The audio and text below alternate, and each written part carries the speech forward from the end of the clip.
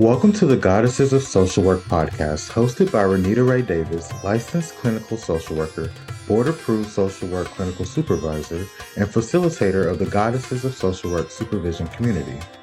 Join us as we travel through the social work journeys told by the Goddesses of Social Work community members, past and present, as they make their way toward clinical licensure. Welcome to the Goddesses of Social Work podcast. In today's episode, LaKeesa S. Butler, LCSWA, has graced us with her presence. LaKeesa S. Butler is a small town girl from Macon, Georgia, who is continuously forging paths in her community and beyond. She completed her formal education at the Alabama State University and Troy University, Montgomery. LaKeesa is now a practicing clinical counselor specializing in domestic violence with the Department of Defense and a mental health therapist for Without Limits Counseling, LLC. Raised by her mother in the heart of Macon, LaKeesa's journey has always been rooted in her commitment to both personal and community growth. She continues to pour into her community as a passionate advocate for service. She is a proud member of the Alpha Rho Zeta chapter of Zeta Phi Beta Sorority Incorporated, and although she is 600 plus miles away, she continues to serve actively and tirelessly by contributing her time, talent, and skills to make a positive impact at the local, state, regional, and national levels. Most recently, LaKeesa received a highly sought regional appointment within SADA as the South Central Regional Mental Health Coordinator of 4 states, whose goal is to move the needle on fostering positive trends in the area of mental wellness.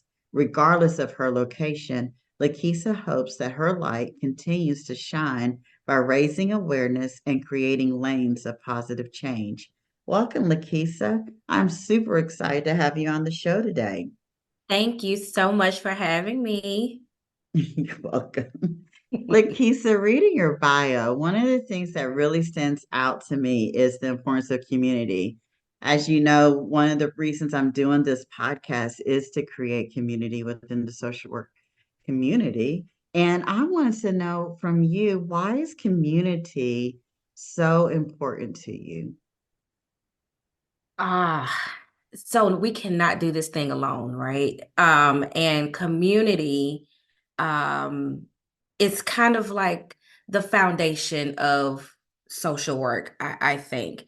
Um, we got to be medicine, as you say, to the masses. And so we are that focal point in this wide world of people who need it, and community is where we do our best work. That is where we're able to share and collaborate and do all of those things. So without community, we just be talking to ourselves, and that's not bad, but we need community. Definitely. Definitely need community. Absolutely. You know what? I don't think, I've been a social worker for 24 years. It's probably longer than most of y'all been alive. But I really didn't lean into the concept of community until after the pandemic. I liked being alone. I really did. People don't know, but I'm an introvert, right? And I enjoyed it, but I know, right? I am an introvert, but it was until after we came out of lockdown and I realized how difficult it was for not just me, but for other people to reconnect, Yeah. right? And so, what are some of the new ways do you feel like as social workers, we are able to reconnect, not just within our social work community, but like you're in this sorority. Sounds like your mother really embedded you in the community that you grew up in. I loved how you were shouting out Macon, I think it was, right? Yes. And what do you think are the new ways post-pandemic that we are creating communities? And what are some of the ways that you are doing so? So I think that at the foundation of it all is intentionality, right? So Mhm. when we came out, are we out of COVID? I don't know. I But when know. as we're coming out, we have to be more intentional about being with each other.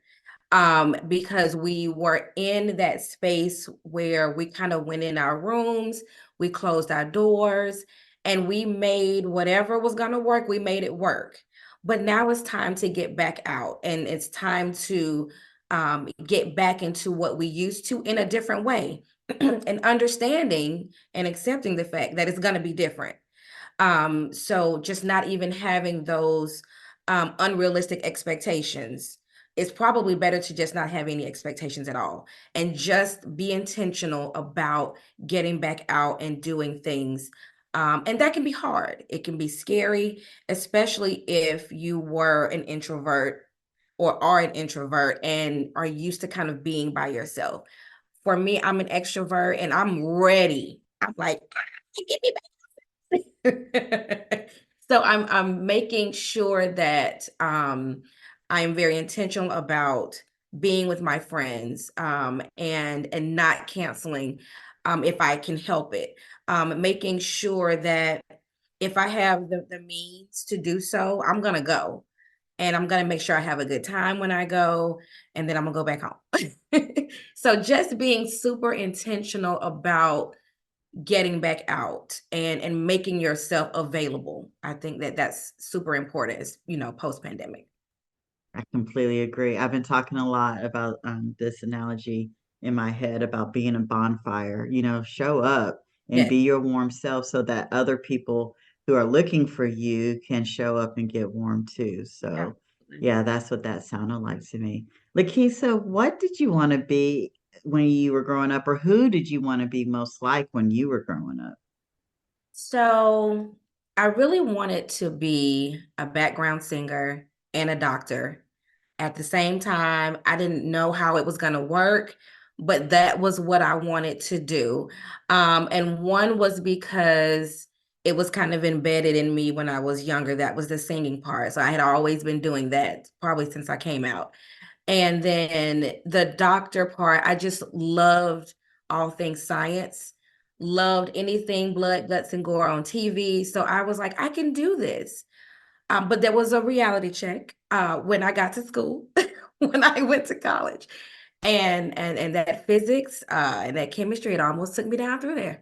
So I was like, no, that's not gonna be it. And so then it became trying to figure out who I was gonna be and what I was gonna be in this world. The singing part has never left. That is like my place of release. Whether it's paid or not, like that is my happy place. And social work is becoming more of my happy place. And I can't seem to get away from it, and I have to like think about like take off the hat because we're at dinner and we're just here to have dinner. We're not here to like break down these walls and figure it out. So yeah, I wanted to be a doctor. Yes. I love it. I love it. And absolutely, unless you have social work friends, that's why, again, social work community is so important because I think even after we've left our clients or patients or consumers, whatever, Mhm. agency or organization you're in and what they call them. But when you leave them folks, we need a place to go and break some stuff down. And Yes. so going back to just social work community, I have known you for almost 5 years now and did not know that you were a singer. Yes. I'll have to Uh, send you a clip. Yes. you're gonna have to, and I cannot wait to hear it. My sister is a music therapist, and um, I believe in music within the therapeutic arena. And so, as you move into telling us a little bit about your social work journey, I'm hoping that part of it eventually is going to be something with social work and music, especially if you are so gifted. But I won't push you. I won't push you yet. Talk to me about your social work journey. So my first introduction to social workers was probably the typical where they were taking away somebody's kids. But it was good for me because my cousins were coming into my home and I was ecstatic because I got to see them more often and it was great. But that was what I knew is that some social worker brought them to our doorstep and here we were. And then I became an adult. And I started working in the social services arena. So I kind of just stumbled upon it. And when I was working for a homeless shelter in Montgomery, Alabama State's social work department, they were reaching out to try to find placement for their students. So I was there, and I knew one of the ladies there, and she was like, "Hey, I need you, and I need you to be a field work supervisor." And I was like, "Wait, what?" I'm just a case manager over here. Like, I'm still trying to figure this thing out. And I'm just doing like community resource connection. So yeah, it was a whole thing. But she walked me through it. I became more intrigued about it. And I did that for about 2 years. And she said, "Hey, look, you're good at this. You need to get the letters behind your name so you can do this full time. So what are you waiting on?" And I was like, okay. So did that, and then I went to Troy off of her suggestion and encouragement. She was like, go to school. So I went there. That's how I met you. And then we were thrust into COVID. In the last semester of our program, and that was crazy. So just kind of moving forward, I got a federal appointment, moved to North Carolina, and here we are. I am a clinical social worker or counselor for the Department of Defense, working with the Marine and Navy men and women who, for lack of better words, can't keep their hands to themselves. They don't know how to play fair. So here we are. Oh, that was just such a great answer, LaKeesa. So you were an intern. I'm making some assumptions about your social work journey. You were an intern for your MSW program at the homeless shelter, or No, talk to me about how you got to the homeless shelter again. okay. So after doing another job with a company, it was the Wellness Coalition, I moved over into working for Friendship Mission. So they had the women's shelter and the men's shelter. And they had case managers at both. So I was the case manager under Lawana Hawkins. She's absolutely amazing. But she was one of the assistant directors. Great spirit, great person. And she just always gave me some words of encouragement, even when I was doubting myself, and just kind of not knowing what to do, because that was really my introduction to doing some hands-on resource connection with those women there. So we worked side by side, and she was like, you should go to school. You should go. And she was very open to Alabama State coming in and just having that partnership. She really supported it. So shout out to Lawana. Shout out. That's my girl. Hey, girl. Yes, shout. You know, Lawada is my girl. You know what? I forgot that you worked with her, Yes. but did not know this part of the story. And I love that because Luana is not a social worker, Right. But but she's the fact really that important. she knew, Yes. how do you think that's possible? How that she knew to encourage you to go back, and you even said she encouraged you to go to Troy. And I'm loving that this light that she is, she fed your soul, Yes, really. she did. You just never know what people see in you. And I know we haven't got to this part, but like that, just be open to the process. When people feed into your soul like that, and when they give you a word, or when they say, "Hey, I see something over you," as my grandmother used to say. But just and be open to the process and exploring that. And yeah, she never bit her tongue about the importance of that. And I'm pretty sure that you all being friends had something to do with that, and just understanding how important social workers are to the world. And even though I wasn't one at that time, the work that we were doing was important. I mean, we were changing lives in these women who sometimes came from nothing. And we were just making impact. That's what it is about, making impact. I gotta shout Lawana out. She does not know we are doing this, but I have got to say she changed my life in such a major way. Until you just brought all of that up, memories just flooded. I was just a little flailing fish in the pond of social work. And we both had traumatic experiences in 2004. Mhm. And, we kind of, I wasn't talking to nobody, but she brought me a candle to work one day. She brought Oh, me a candle, and that did something for me. And I remember I was really struggling in the job that we were working at. And she just came to my office and basically said, "Get your stuff together." And I looked at her and was like, "Oh, okay." And she told me, she said, "One day I'm going to be working for you." And I mean, it was unbelievable at the time. There was no way, I mean, because I was really struggling. There was yeah. no way that whatever she was, just like you just said, saw something in me and Mhm. said to me in that moment, "One day I'm going to be working for you." I didn't believe her at the time, but literally 6 months later, I'm getting goosebumps. And I hope I don't become emotional. It's okay. Literally 6 months later, she was working for me. Wow. I was the supervisor over that whole program, and she was absolutely right.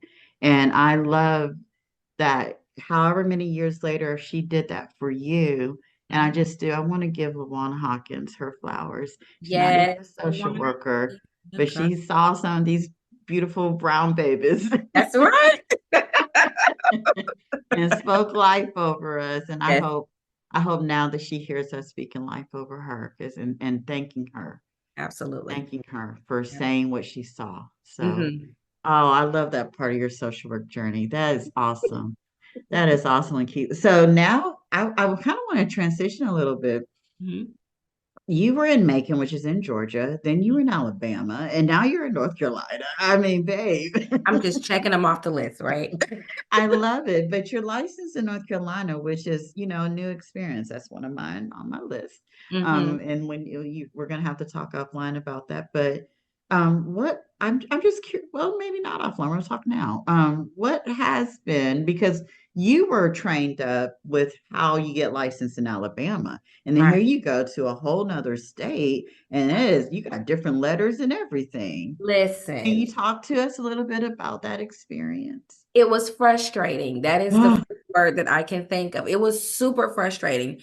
Um, I never wanted to be a clinical anything. I was like, I just want to help people. And I don't want to, no, I don't want a private practice.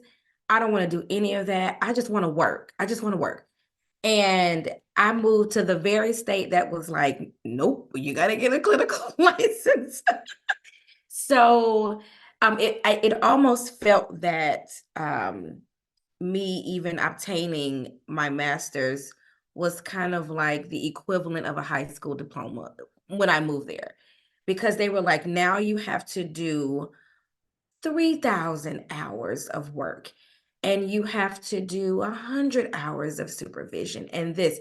Now, mind you, the first year that I moved to North Carolina, I was a benefits counselor for the VA. So none of that counted. My whole first year, nothing. And then my second year in North Carolina was when I started working for the Department of Defense. So actually, November, like last month, I just got finished with all of my hours. So now I am eligible to take the test for clinical licensing. And I am claiming it now. I'm only taking that bad boy one time. That's it. That's it. That is it. So it was definitely eye-opening to feel like I had wasted time, and that, things were just gonna be kind of on the back burner. But God does everything for a reason in his own timing, and we don't always understand. And so, but what I did learn was that Florida, California, some of those other big states, and I'm like, good, because I ain't moving there. Obviously, I mean, Yeah, like you said, you're checking them off the checking them list. off, checking them And off. since you already have the requirements, it sounds like for some of these other states, the Yes, reciprocity for you, they don't yes. call it that, but we're just calling it for ease right now, should Hmm. be a lot easier and smoother for you. And I'm Yes, loving that for you. Yeah. yes. So I kind of, I'm already in my field. So I heard you say, thanks, Luana. I heard you say you felt like your time was as a benefit counselor was wasted, but I know there was something you got from that. Talk to me. Talk to me. Yeah, so building another community, definitely, got that. I think the work that I was doing there really helped me in my personal life. I am the power of attorney for my aunt and uncle who are elderly, and they live in Georgia. But working that job allowed me to increase my knowledge of the VA, what was needed, how I could help better plan for them. It also kind of spilled over into my girlfriends. Shout out to Lady Eight. These are my girlfriends from college. And I think maybe three or four of us in the group have parents who are veterans. So learning the lingo, learning all of that information also helped me with them to kind of say, hey girls, like let's rally up, let's sit down, let's talk about how we're gonna be there for our parents and help them when they, get to be the age where they don't want to do right. And so then that was an educational moment for us as a group of young Black women who are the same age with the same problems, and we're just pushing through this thing together because we know we all we got. So it wasn't a waste. It felt like a waste at the time. But nothing is wasted. We don't see it till after the fact, but nothing is wasted. That part. Yes. Yes, absolutely. And again, I just love how you just really, get digging deep into community and and see the value and the importance and what you're able to bring to the table and what others are able to offer you. So we heard where you were, how you got into social work, which again, I'm just still like, oh my goodness, Lawana Hawkins. And what you're doing now in social work and including your licensure journey in North Carolina. Where do you see yourself going on this journey? To be honest, Renita, I am all over the place with what I want to do. I am all over the place. And I am easily influenced by things that I see or experiences that I have. And I'm like, ooh, a social worker would be great right here. I saw the movie When They See Us, and I was listening to the interviews, and the cast members were like, they were just so overly appreciative of Ava DuVernay's um, care and concern of them, and how they had access to a therapist because it was so monumental and just so heavy at times that they had to release. And I was like, oh, I could be I could be an entertainment social worker. I could do that. And then I saw that, social workers are now going more into sports. And I'm like, yes, I could do that. I don't know a lot about sports, but I like the people that play sports, and I could do that. So when I tell you I'm all over the place, I'm all over the place. I love it. I just want to get in where I fit in. Can I tell you that has been, it's just in the last 5 years. I'm like, Kevin Durant needs a social worker. Yeah, You know, yeah. I love sports. I'm a sports mama and I love sports and all the time, every Sunday NFL football. Oh, he needs a social worker. He needs Need one bad. yes. Need one bad. I Need love, one but you know bad. what? Just like we're doing this podcast and just like I hope in small ways, but now you guys are in bigger ways doing.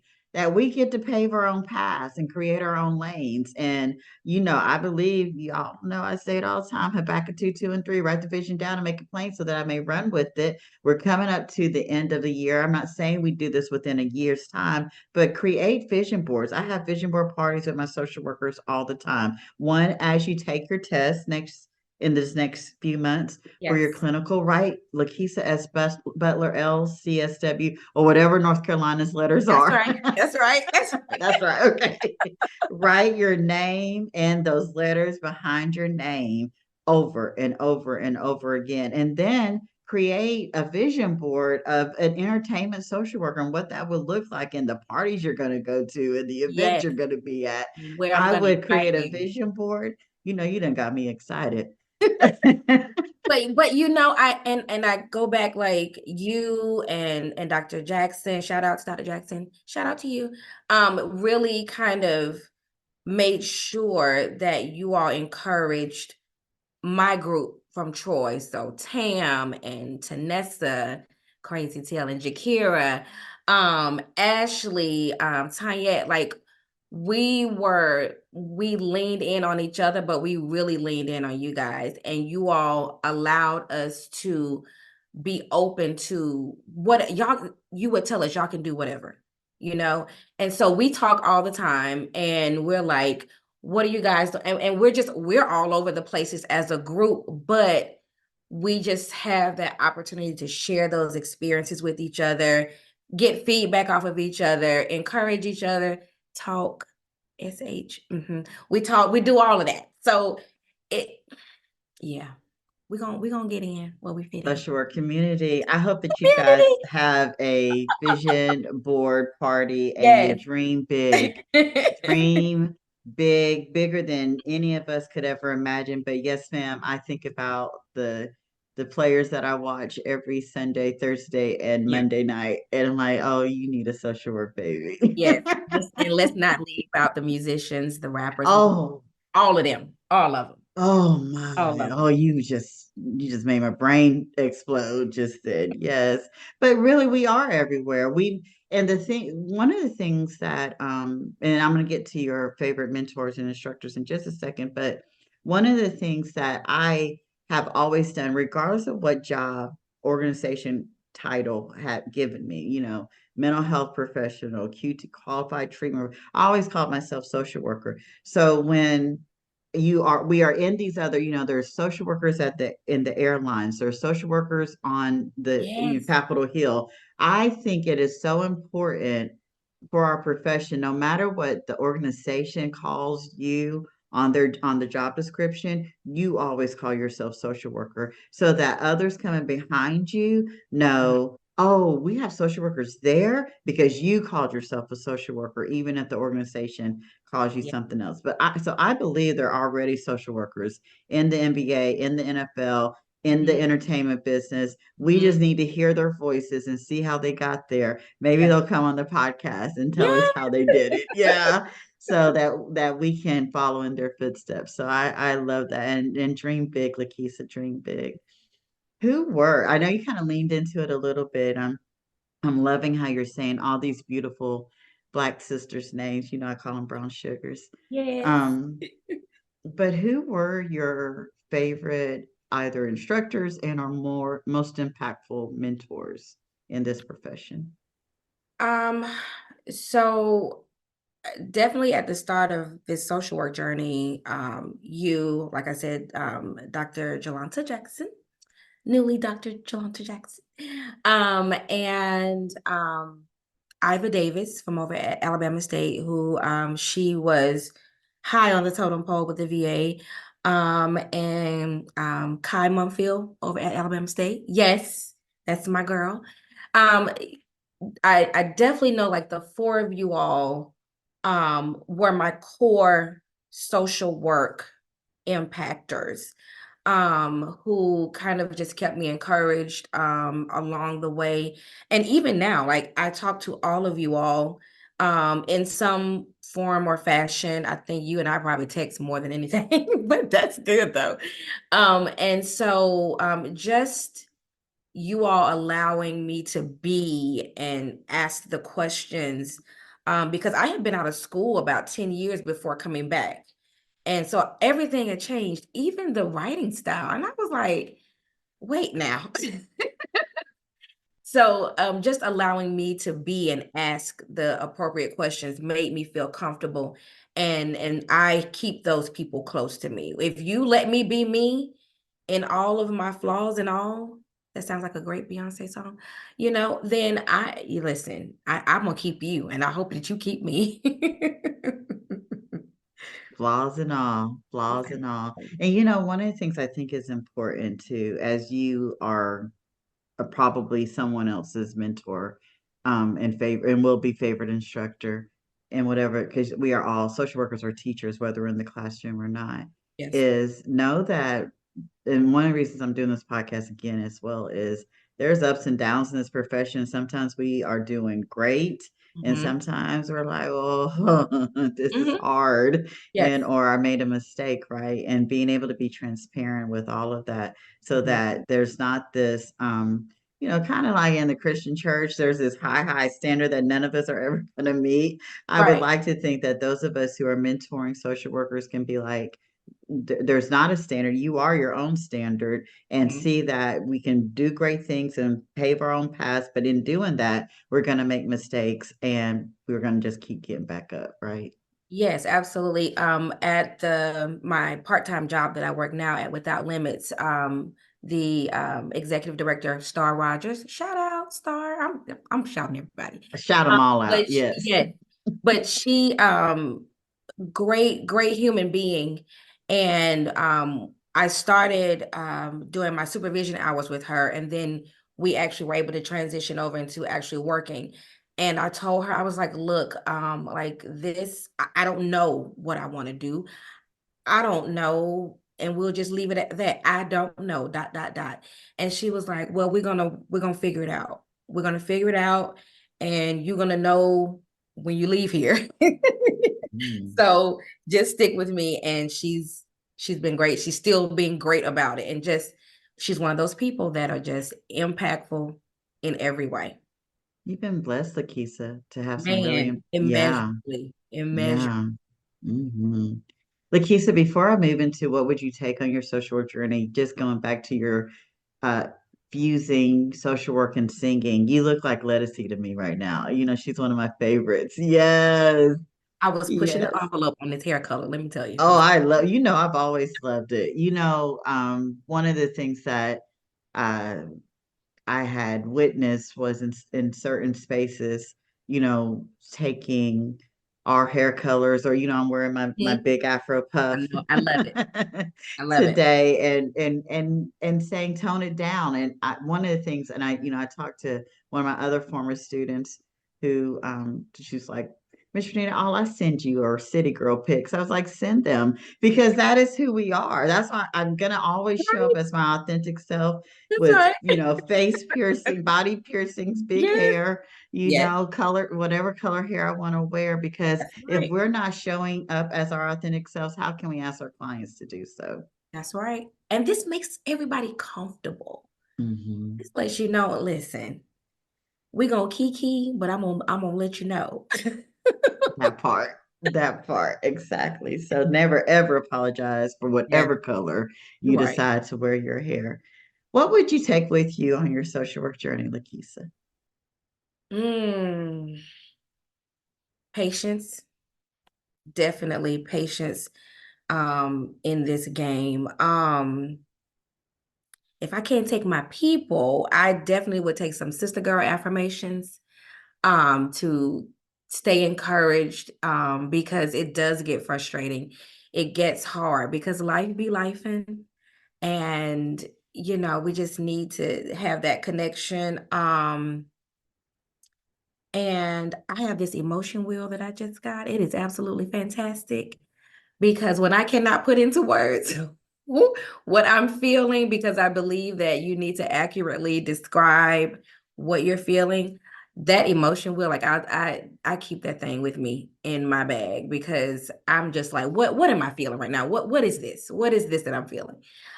So I would definitely just take that, but patience most of all, patience in all of it. I love that. And I love that you carry your own therapeutic toolkit for yourself. Listen, sometimes you got to be it for you. Yeah. Yeah. Yeah. And again, I say this all the time. You guys hear me say it all the time. You can only take your clients as well as far as you're willing to go. And Right. sometimes using those tools for yourself can allow the client to see this really does work. So I Yes. love that you're saying an emotional wheel where you get Yes. to they have all the different emotions and you get to pick. Yes. Yep. Awesome. That's a great tool. What Yes. would you leave behind, LaKeesa? Fear. Mm, Oh my gosh, if I could just leave that at the door and never pick it back up, that would be great.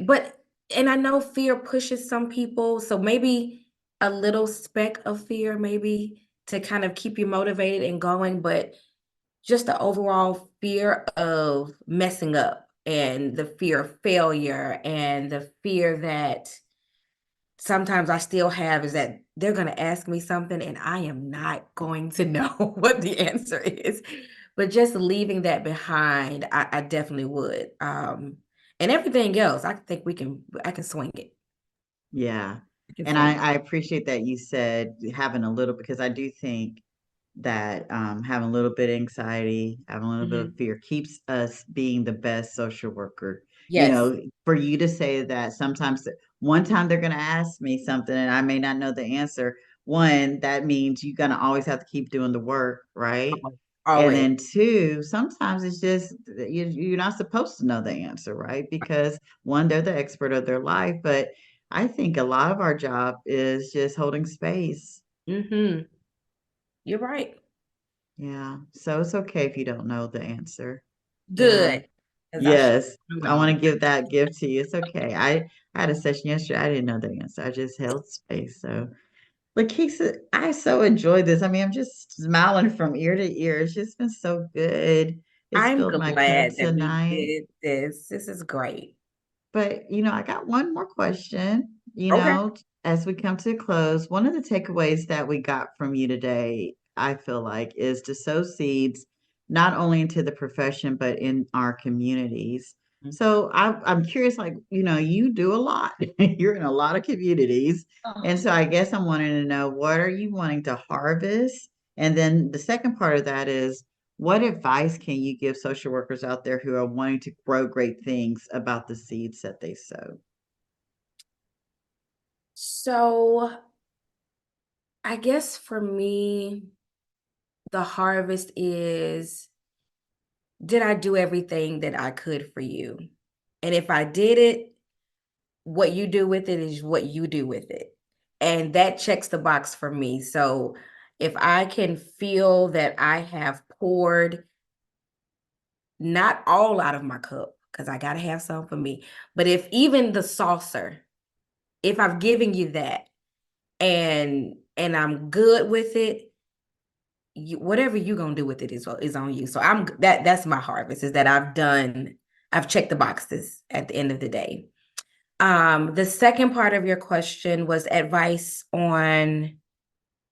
For those who, because you've done some really great things, like you said, you just obtained a coveted spot within SATA. I mean, congratulate. I wanted to swing back to that. Yes, Congratulations on thank that. you. Thank you. And so you're doing some really big things, not just within the social work profession, but also on a personal Mhm. community level. And so what advice would you give those who are wanting to grow great things about the seeds that they are sowing? Just don't be afraid to think outside of the box, definitely. Because the craziest ideas can be wonderful ideas that no one ever thought of. And who better to be at the foundation of a great idea but you? So just don't be afraid to have big ideas, like you said, dream big and step out there and ask the questions. Just don't, that is the part that of the fear, leaving behind that fear. It's just not being afraid to ask the questions, as crazy as they may sound. When they hit you in the middle of the night, write it down, and just live in it. I think that's one of the best things about social work, is that it's so big. and we could be in so many different things. And so nothing is really crazy in social work. Nothing is really outside of our scope. Absolutely nothing. And in fact, I want to encourage people, if they haven't yet, to go to the NASW website and Mhm. look under their CE courses that they are offering and see how expansive the Yes. profession of social work is. You're going to be surprised by some of the things that they're offering. Yeah, yeah. LaKeesa, this was so amazing. It was so good. Shout out to all the beautiful brown sugars that you shouted out, and Lawana, because Lawana is not a brown sugar, but she's honorary. He's an honorary brown sugar. Absolutely. Yes. Absolutely. And hope that I know in fact you will be coming back because we have some big plans for you. So cannot wait to have you back on the show next Thank year. you. I just appreciate you seeing something and listening to my whatever and just bringing me on. So thank you so much for this opportunity. I really appreciate it. Yeah, it was really good. Thank you, Lakeesa. Thank you for listening to today's episode of the Goddesses of Social Work podcast. We are glad you were here. If you liked this episode, please come back to hear more stories of the journeys through social work, and please leave us a review on Apple or Spotify. See you next time here on the Goddesses of Social Work podcast.